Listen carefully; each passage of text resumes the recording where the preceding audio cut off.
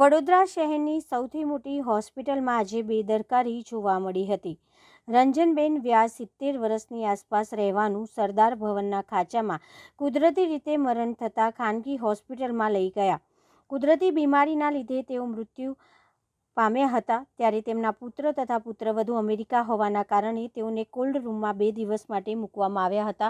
તે દરમિયાન આજરોજ અમેરિકાથી પરત આવેલા પુત્ર તથા તેમના પુત્રવધુ તેમનો ચહેરો જોવા માટે પીએમ રૂમ ખાતે આવી પહોંચ્યા હતા। તે દરમિયાન મૃતકની હાલત ડિકમ્પોઝ જેવી જોવા મળી હતી, જેને લઈને પરિવારજનોએ આજે પીએમ રૂમ ખાતે હોબાળો મચાવ્યો હતો। સાથે સાથે પરિવારજનોએ પોલીસ ફરિયાદ કરવાના આક્ષેપ કર્યા છે। વડોદરા શહેરની સૌથી મોટી જાણીતી હોસ્પિટલમાં આવી બેદરકારી જોવા મળી હતી।